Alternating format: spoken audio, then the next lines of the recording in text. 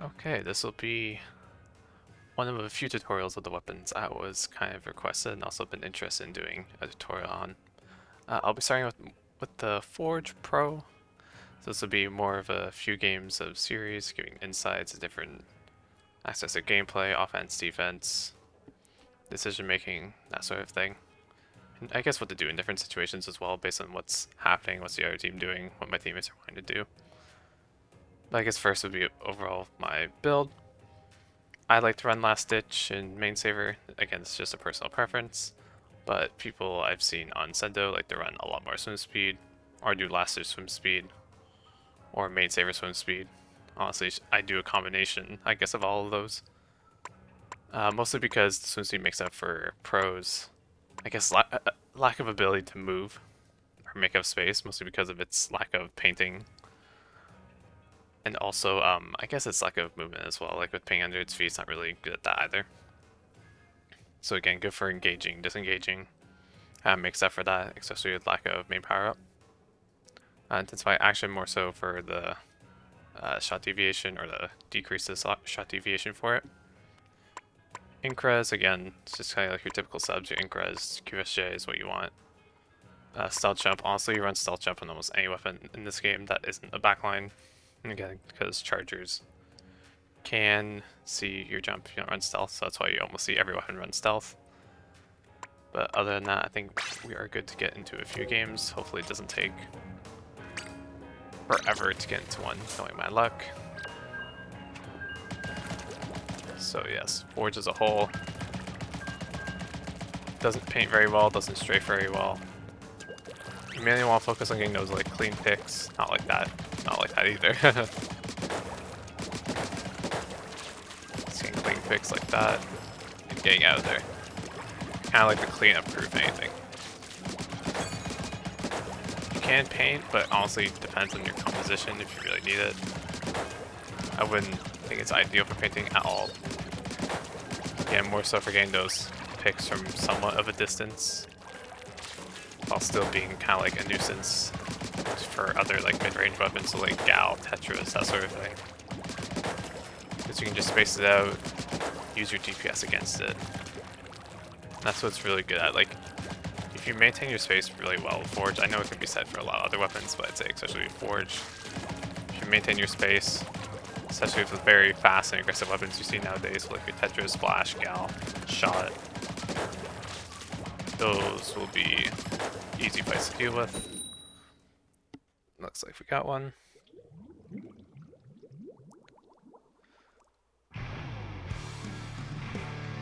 Alright, you'll tell Rainmaker. Pro's not too favorable on Rainmaker, but we can always make it work. We will probably be able to get pop based on our bombs. Leader would be definitely something to look out for, especially at the start. Poke off the side. On the one to feed. Aim's kind of rusty. We get the guy that overextended. Clean up that. That's where our teammate wants to go. I'll take a different angle as long as my teammates are able to push up the front, which they do. Luckily the bubble helps, and that'll be a quick one. Can't say much about that one. Again, if your aim is a lot more able than mine, that'll be a bit more ideal, but again, taking those different angles, like not everyone needs to push up in the exact same spot. Because again, you're taking that different angle, you're not looking at like all four, I guess the other team's not looking at like all four of your teammates going in one direction. Again, it just makes it a lot harder for them to call you out and not going to see you, because again, people are most likely to see what's in front of them instead to what's happening on the side. And that's kind of like what made those picks so easy, because like, yeah, they're focused on my teammates, so if I take a different angle, that's not where my teammates are. It makes those picks a lot easier. So I can just like kind of like lock on and then get those picks. Might lead this team if these Rainmaker games last like don't know, like a minute.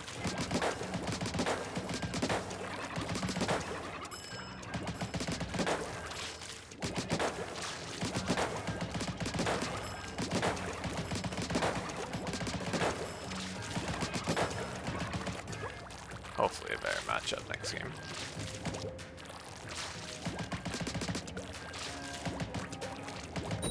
There we go. Let's see what we get.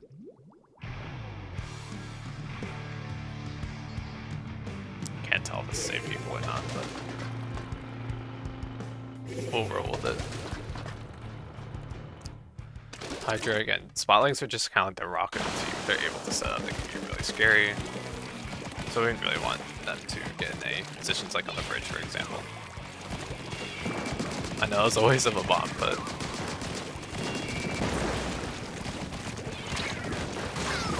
yeah, our teammates kind of like that to the Hydra there. I think we were able to get a clean pick.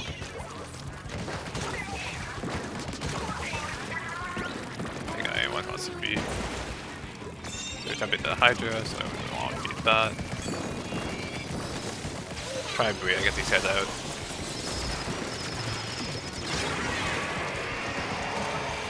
Hydra in the process. I know there's one guy on bridge, so I understand he's there. He's still there, because my teammate can win that. Oh crap. I just don't jump out, it's not favorable. And again, I don't want my team to stagger. I'm a bit unsure where the Rainmaker wants to go. My best bet is just to bomb out, because I'm not really in position to move. Try to get this splash though. They decide to stick around. We do.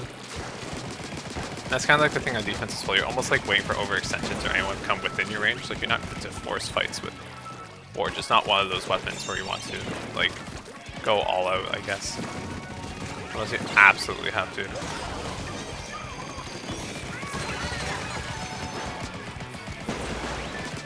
Help our teammate out. Oh, booyah.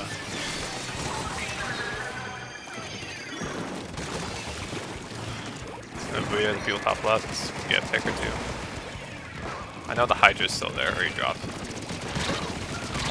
Risky fight, but the trade's somewhat worth it. It just clears the way. And it's also one of those like better trades as well, just based on like respawn loops. It's like it takes more time for them to regroup and respawn. Again, this is kind of like brute force, just holding our position.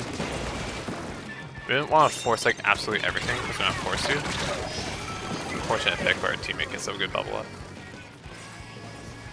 Again, this is a position where you don't want to go all out, but like if you can get picks as you go, then you just apply that pressure, that's what you want. Which is what my team is wanting to do.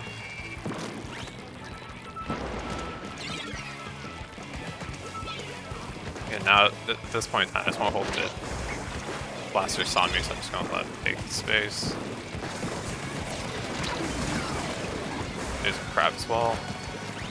So again, not wanting to force it, especially with all the specials, and them knowing where I am. The blaster overextended. Or just really good at punishing overextensions, so you can just bomb.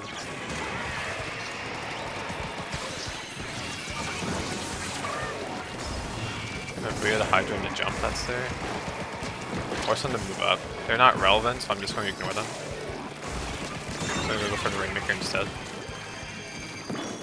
I'll bomb the Hydra, see if I can be a little nuisance to him.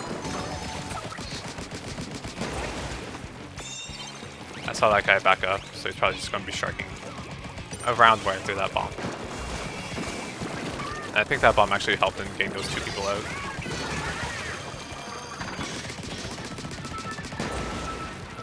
I also have Booyah, so I don't want to take it, and I'm not in a favorable position. I can help my teammate the best I can.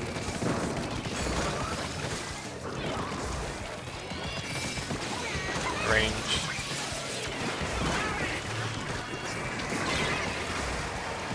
Yeah, I want the Booyah bomb, because again, they're just wanting to desperately stop the Rainmaker at that point. Again, they're really focused on the Rainmaker, so taking that alternate angle really benefits.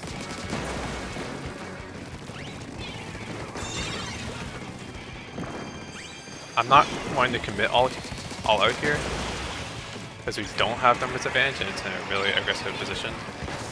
I'm just gonna back up and hold mid.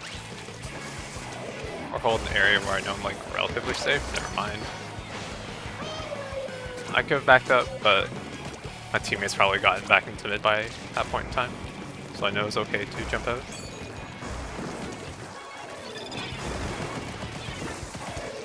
Okay, now they're forced to like do things. I'm not really forced to do anything. Just kind of like waiting out specials as they happen. Rainmaker feeds. And we booty the crab. We get 2. And that was definitely a lot better game. At Game of Forge, it's really good to, when you do not have map control, it's just kind of like let people like come into your range, lack of a better word. Like, yeah, you can paint in front of you to get like booyah or like bomb out to restrict areas. Like, yeah, that's always good. But it's really good at like punishing overextensions when you're in defense, and that's kind of like your main strength on defense. Again, punishing those overextensions if people do those sort of things. And also taking off angles when you have the opportunity. See, like, bam, 19 and 2. Like, I try to play smarter, not harder, because again, my aim's not the greatest, but it's like, if you take those areas or like, wait for people to overextend, that's what this thing really benefits off of. It really benefits off map control. I know like every weapon does, but like this weapon does especially since it's a weakness. Mainly goes around not having map control. We'll do a couple more games and then I think that will be all for now.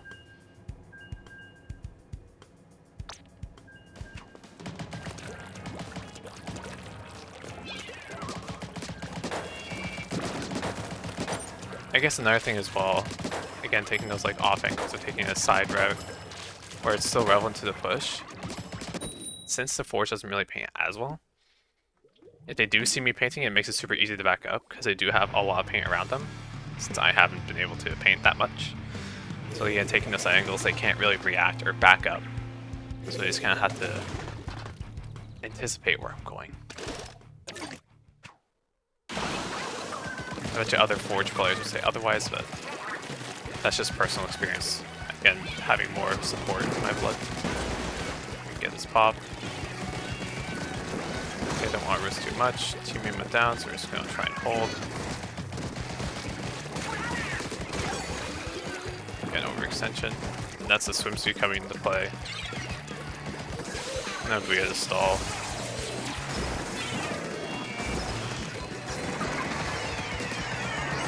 Okay, wants ink strike, sure. Very vulnerable. Okay, now we're gonna take that off angle behind. And we clean up. We didn't force anything. And we have booyah bomb again. Guy wants to go into mid. That's a drop roller.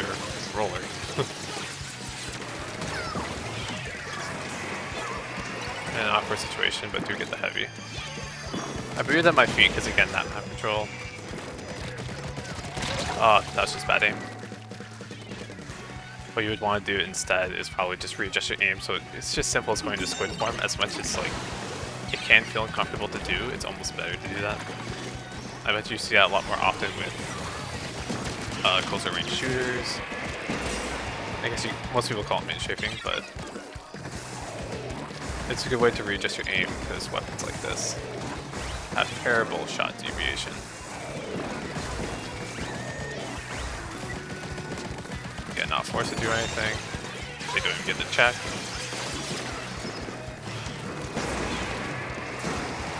Got one. I know the machine's still down here somewhere.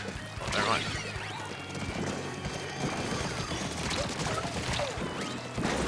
Fortunate, teammate gets the pop, which is really nice. Now we can be really aggressive. We just have to watch for the heavy. And we see the heavy, so we can play around that. Unfortunate aim. I did see the roller come up, but that's kind of like a thing you see. Like curling bomb, okay, paint over, there's probably a roller.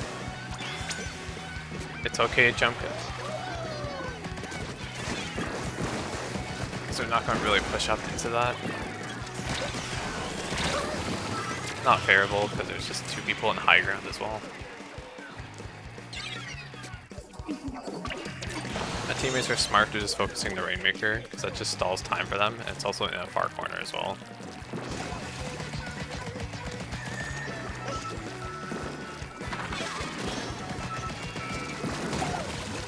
Machine out. I don't want to be down here, really. Good for me to be down here. See the heavy. Alright, we have this just to hold space.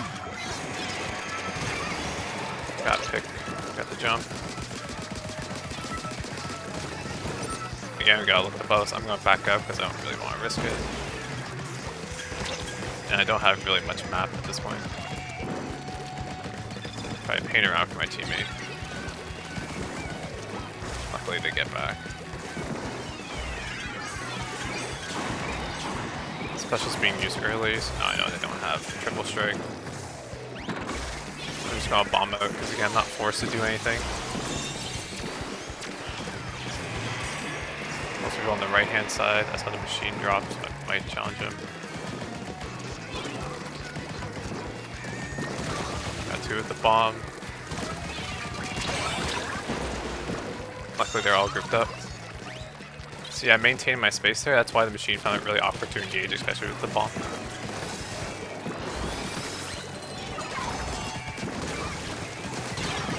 See, now they're just panicking, focusing the Rainmaker, so I can just again take that off angle since their attention's not put on me, but they're instead diverted to the Rainmaker.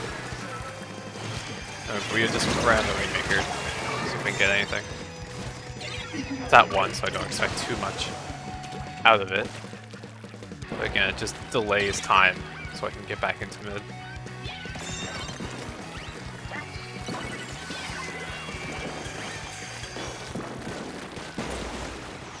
You didn't really need to pop it, or we don't really need to push either.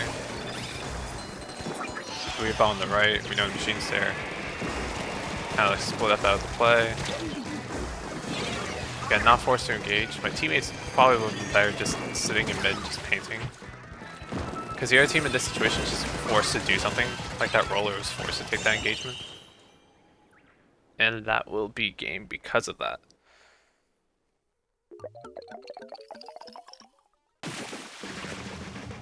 So again, another game of, hey, taking advantage of where people's attention is drawn to.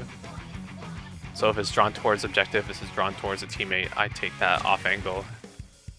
A lot of the time, it's just an easy pick. Because like, hey, there's not a lot of pressure on me. I don't have much movement. So like, if people's eyes are on me, that makes the engagement a whole lot harder.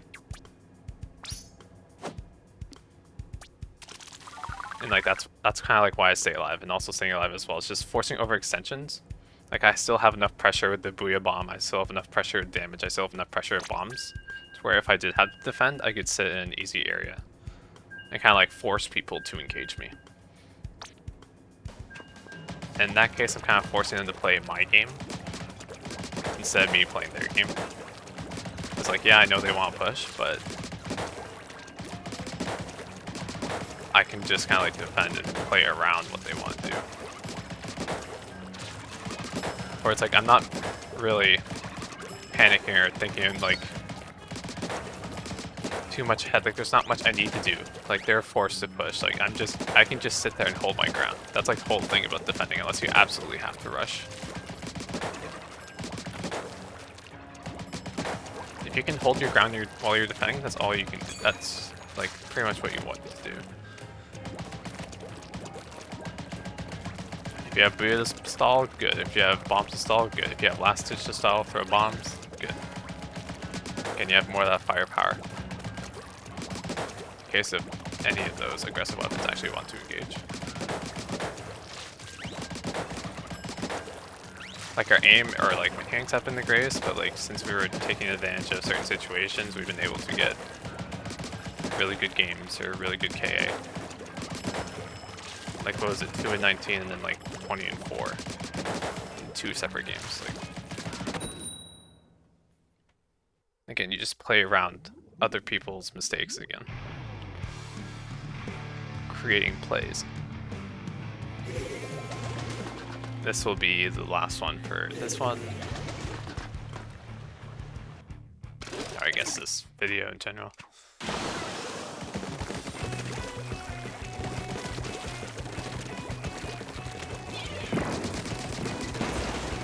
For us, their weapons are really aggressive, so I expect them to push up a bit. See, I'm not really wanting to engage a whole lot. Again, now I can move up a bit more. I had a feeling that shot was striking there as well, but I didn't see him like fully back up. But I understood he wasn't really wanting to engage me either. Abuya here is fine. Not when they have Zuka, but it forces them to drop. So it makes it like super awkward. And now my teammates see that and they can take advantage of it to an extent.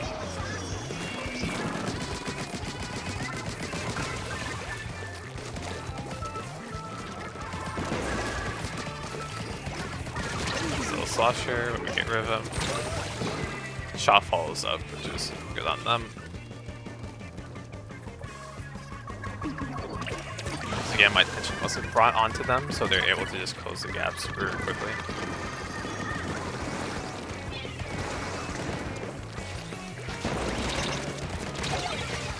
Beat me to the point, but now we just gotta make sure we get this first person out of our base. We don't want to go all out. Because if we do go all out and ignore the person in our base, they can just go for like a pinch play. Don't want to really take any engagements because they're weak. But we do see a T-Tech in front.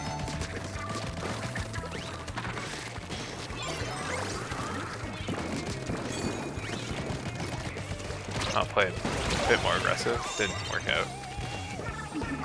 Probably wasn't the smartest, because again, that bucket has more options than I did.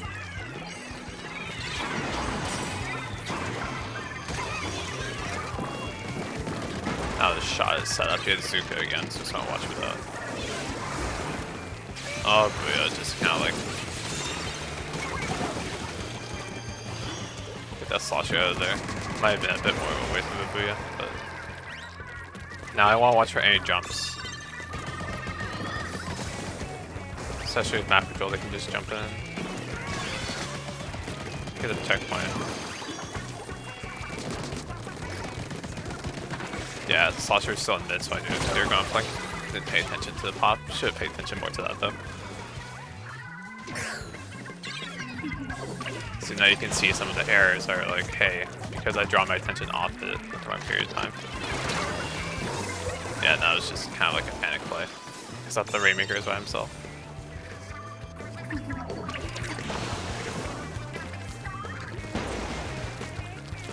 If we can get them out of mid like once, I feel like it would be good. Bam, okay. Now we really take space.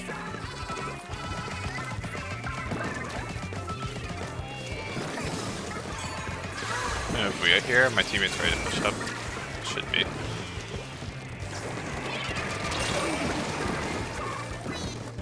I wish my teammates would follow. I just realized our comp's super passive as well. And our Knot took it, so I feel like the Knot would have taken the most advantage out of that.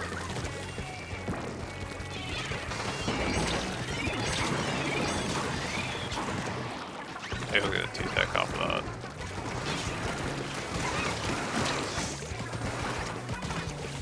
I don't know where that Slosher's casting to, but...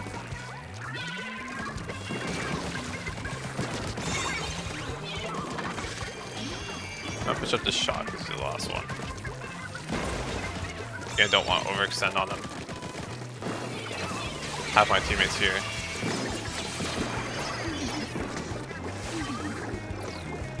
It's like, yeah, they can know where I am.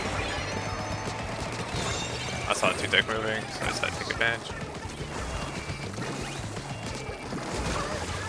That guy overextended. Okay, it's just a T-Tech, so we can probably get something. Need 2 points again now, we just gotta keep popping. Good lead. What's ruining the game for now? Now they're just kinda like panicking, hoping to just get a stop.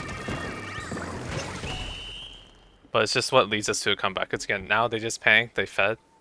I saw where they were wanting to defend from. It's like, oh, that guy wanted to stand in the corner of the map. I beat him to that point and picked him off because of it. And then that just led to the stagger and them feeding. And then it's just become overwhelming with specials. See, like, even with not the greatest comp, like, we still played smart enough to where... Or I guess we made fewer mistakes than they did. That's just what that game was. And we go 4 in a row with Forge. I hope that helps. If there are any questions, feel free to just ask. I'd be more than willing to answer. And with that, I'll be doing a few more weapons as well. And I'll see you later.